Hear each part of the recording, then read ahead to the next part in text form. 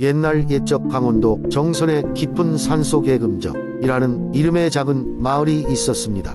금정은 아름다운 자연경관과 호수로 둘러싸인 지역으로 주민들은 예로부터 평화롭고 단결된 삶을 살고 있었습니다. 그러나 이곳에는 한 가지 특별한 전설이 전해져 내려오고 있었습니다. 전설에 따르면 금정마을의 호수 한가운데는 작은 섬이 하나 있었는데 그곳에는 고대의 신들이 자신들의 비보를 숨겨두었다고 했습니다. 이 비보는 금으로 만들어진 5개의 정이었으며 이를 찾는 자는 무한한 지혜와 부를 얻게 된다고 했습니다. 하지만 이를 찾기 위해서는 인간의 탐욕을 벗어나야만 한다고 했습니다. 마을 사람들 사이에서는 이 전설이 어릴 적부터 전해져 왔기에 누구도 그 진실에 대해 쉽게 믿지 않았습니다. 다만 마을의 어른들은 아이들에게 탐욕을 지나치게 가지지 말라는 교훈을 전하기 위한 이야기로 종종 사용하곤 했습니다. 그러던 어느 날 봄이 찾아오면서 금정 마을에는 외부에서 낯선 이방인이 찾아왔습니다. 그는 광부로 보일 만큼 단단한 체격과 날카로운 눈빛을 가지고 있었고 그의 이름은 수현이었습니다. 수현은 마을 사람들에게 자신이 전설 소금을 찾기 위해 왔다며 구덩이를 파서 보물을 발견하게 되면 그 보물을 마을 사람들과 나누겠다는 약속을 했습니다. 처음에는 무모한 시도라고 여겼던 마을 주민들이었지만 수현의 진지한 태도와 노력에 점차 감화를 받게 되었습니다. 수현은 매일같이 호수 근처에서 열심히 지질을 조사하고 민가에 묵으면서 주민들과 많은 이야기를 나누었습니다.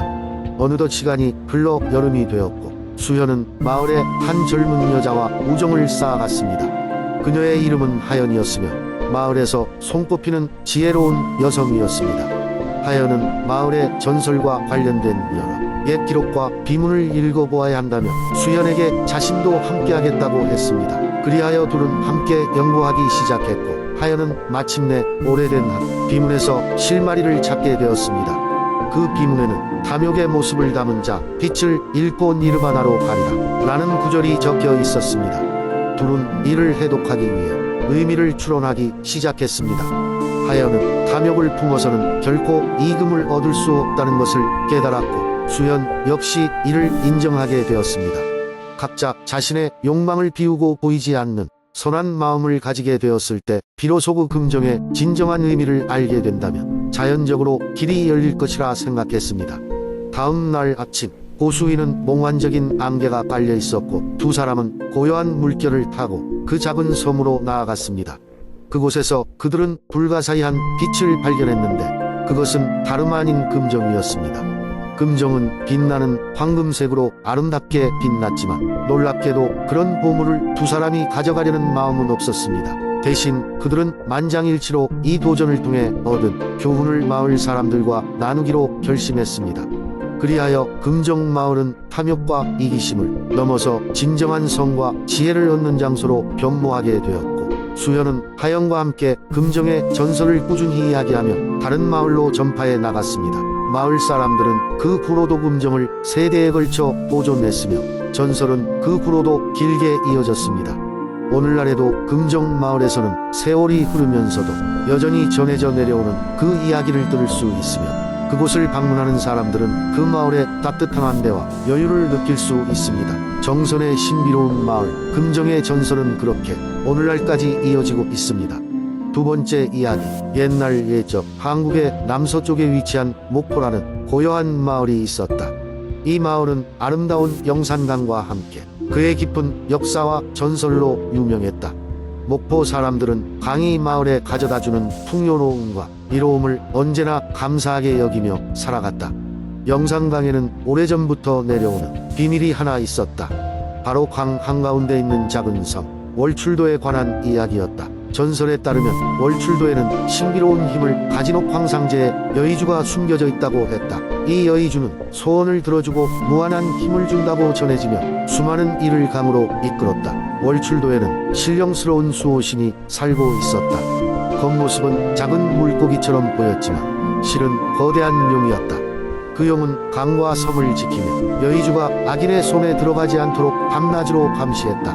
마을 사람들은 여의주를 찾으려 하지 않았고 대신 수호신을 존경하며 강의 제물을 바쳤다. 그러나 어느 날 욕심 많은 외지인이 목포에 찾아왔다. 그는 여의주의 전설을 듣고는 막대한 재산을 모으기 위해 여의주를 손에 넣고자 다짐했다. 그는 마을 사람들의 경고에도 불구하고 강에 배를 띄웠다. 폭풍 후에도 아랑곳하지 않고 외지인은 강을 탐색했다. 하지만 강의 수호신은 이미 그의 존재를 알고 있었다. 하늘이 어두워지자 갑자기 물결이 솟구치더니 외지인의 배를 정복시켰다. 외지인은 강의 차가운 물속으로 가라앉았고 수호신의 경고를 무시한 대가를 치르고 말았다. 그러던 어느 날 마을에 사는 한 소년 영민이 이야기의 주인공이 되었다. 영민은 어린 나이에도 불구하고 누구보다도 용감하고 총명했다. 그는 매일같이 강가에 나가 수호신에게 감사를 표하며 옛 전설의 이야기를 들려주곤 했다. 영민의 진실한 마음과 용기에 감동한 수호신은 한날 밤 영민을 꿈속으로 불러 세웠다. 용의 형상으로 나타난 수호신은 영민에게 여의주의 이야기를 들려주며 다가올 위험에서 마을을 지켜주길 부탁했다. 용은 여의주를 악한 이들로부터 지킬 방법을 영민에게 알려주었다. 영민은 꿈에서 깨자마자 수호신의 이끌림에 따라 섬으로 향했다. 마을 사람들의 응원을 받으며 떠난 그는 수호신과 여의주를 무사히 지킬 수 있었다. 영민의 지혜와 용기로 마을은 다시 화목을 되찾았다. 이후 영민은 수호신과 함께 강을 지키며 자신만의 작은 기적들을 이뤄갔다. 그리고 수호신의 이야기는 목포 마을 사람들에게 영원히 전해져 내려오며 많은 이를 강이 신비로움과 아름다움으로 이끌었다. 세 번째 이야기. 옛날 옛적 눈부신 설경으로 유명한 한국의 평창 지역에는 마법의 숲이 있었습니다.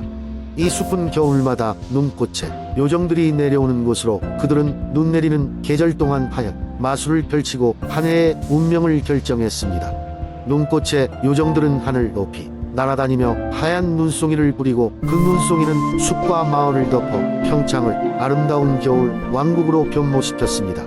전설에 따르면 이 숲에는 겨울의 여왕이라고 불리는 신비로운 존재가 살고 있었습니다. 그녀는 1년에 단 한 번 겨울의 첫 달빛이 비치는 날의 모습을 드러내어 숲의 동물들과 대화를 나누고 그의 평창의 평화를 기원하곤 했습니다. 겨울의 여왕은 백색의 드레스를 입고 그녀의 발걸음마다 눈꽃이 피어났습니다. 평창 마을에는 용기 있는 소년이 하나 있었습니다. 이름은 민호였고 겨울의 여왕을 만나고 싶어하는 마음이 굴뚝 같았습니다. 마을 어른들은 겨울의 여왕을 본 사람은 없다고 했지만 민호는 어느 날 밤 몰래 숲으로 들어가기로 결심했습니다. 그날은 눈이 내리던 밤 민호는 은빛 달빛 아래 눈부신 설원이를 걸어 겨울의 여왕을 찾아 나섰습니다. 숲속 깊은 곳으로 들어갈수록 민호는 마법 같은 광경을 보았습니다. 눈꽃들이 그의 주위를 춤추듯 둘러싸고 작은 동물들이 그를 따라왔습니다. 그리고 갑자기 눈부신 빛이 숲을 비추면서 한 여인이 나타났습니다. 바로 겨울의 여왕이었습니다. 그녀는 민호를 보고 미소 지으며 말했습니다. 용기 있는 소년이로구나. 내게 무슨 소원을 말해보려. 민호는 잠시 생각하다가 대답했습니다. 모든 사람이 이 아름다운 겨울을 볼 수 있게 해주세요. 그리고 이 평화로운 마을이 영원히 행복할 수 있도록 해주세요. 겨울의 여왕은 민호의 소원을 듣고 고개를 끄덕였습니다. 그녀는 하늘을 향해 손을 들어 올렸고 별빛처럼 반짝이는 눈송이가 평창 전체에 내리기 시작했습니다. 그 후로 평창은 겨울마다 더욱 아름다운 눈 경치를 자랑하게 되었으며 겨울의 여왕과 민호의 전설은 오랫동안 사람들의 입에 오르내리게 되었습니다. 마을 사람들은 민호를 용감한 소년이라 칭송했고 겨울마다 이 전설을 되새기며 눈꽃 축제를 열었습니다. 이렇게 평창의 신비로운 겨울 숲은 오늘날까지도 많은 이들에게 전해 내려오고 있는 전설이 되어 겨울마다 사람들을 끌어들입니다. 그리고 누군가는 이 숲에서 겨울의 여왕을 만날 수 있기를 소망하며 서론 위를 걷습니다. 네 번째 이야기. 옛날 옛적 한국의 아름다운 가평 지역에 깊고 신비로운 호수가 있었다. 이 호수는 신비의 영혼이라는 이름을 가지고 있었고 마을 사람들은 이 호수가 마법의 힘을 지니고 있다고 믿었다. 전설에 따르면 이 호수에는 수호자가 살고 있었고 그 존재는 자연과 인간을 조화롭게 이어주는 역할을 했다고 한다. 호수 근처에는 사람들이 잘 찾지 않는 작은 오솔길이 있었다. 이 길은 호수로 이어지는 유일한 길이었기에 마을 사람들은 그 길을 수호자의 길이라고 불렀다. 전설은 이렇게 전해 내려왔다. 만약 밤하늘의 별이 호수에 비칠 때 가장 순수한 마음을 가진 자는 수호자의 길을 걸어 호수의 신비한 힘을 볼 수 있을 것이다. 어느 날 밤 호기심 많고 마음씨 화사한 소녀 수지는 별을 바라보다 그 길을 걷기로 결심했다. 그녀는 가평의 다른 사람들보다 용감했고 무엇보다도 호수의 전설에 깊이 매료되어 있었다. 수지는 부모님의 걱정 어린 만류에도 불구하고 호수로 향했다. 그녀의 눈은 별빛으로 가득했으며 호기심과 두려움이 동시에 그녀의 마음을 채웠다. 수호자의 길은 좁고 구불구불했지만 수지는 포기하지 않고 걸었다. 그녀의 마음속에는 호수에게 묻고 싶은 많은 질문들이 있었다. 대체 호수가 지닌 힘은 무엇이며 수호자는 누구일까? 시간이 얼마나 흘렀는지 모를 만큼 오랫동안 걸어가던 중 드디어 수지는 호숫가에 도착했다. 그곳은 말이 필요 없을 정도로 아름다운 경치를 자랑했다. 호수는 고요하게 반짝이는 별빛을 받아 더욱 신비로웠고 수지는 숨을 죽이고 그 광경을 바라보았다. 바로 그 순간 호수 한가운데에서 부드러운 빛이 나타났고 물결 사이에서 수호자가 모습을 드러냈다. 그는 호수의 물과 결합한 형체로 마치 인간과 자연의 혼합체 같았다. 수호자는 수지에게 따뜻한 목소리로 말을 걸었다. 용감한 소녀여, 무엇이 이곳에 오게 만들었느냐? 수지는 놀라움과 경외감에 사로잡혀 주저했지만 곧 그녀의 호기심이 그녀를 이끌었다. 저는 호수가 지닌 비밀과 당신에 대해 알고 싶어요. 그녀가 말했다. 수호자는 미소 지으며 말했다. 호수의 힘은 자연과 인간을 연결하는 조화의 힘이란다. 나는 그 힘을 지키며 균형을 유지하고 있지. 하지만 무엇보다도 너처럼 순수한 마음을 가진 이들이 이곳에서 깨달음을 얻어 자신의 세계로 돌아가기를 기다리고 있다. 수지는 수호자의 말에 깊은 감명을 받았다. 그녀는 자연의 중요성과 조화에 힘을 이해하게 되었다. 수호자는 수지에게 호숫가에 핀 아름다운 꽃 한 송이를 건네주며 말했다. 이 꽃은 너의 마음의 순수함을 상징하고 있다. 이 꽃을 가지고 돌아가 자연과 함께 살아가는 방법을 기억해 주길 바란다. 수지는 꽃을 받아들고는 고개를 끄덕였다. 그녀는 호수를 떠올리며 그곳에서 배운 것을 잊지 않겠노라고 다짐했다. 그날 밤 별이 비춘 호수에서 배운 지혜는 마을에 널리 퍼졌고 사람들은 자연과 더불어 살아가는 방법을 되새기게 되었다. 그리고 수호자의 전설은 앞으로도 많은 세대에 걸쳐 소중히 전해지게 되었다.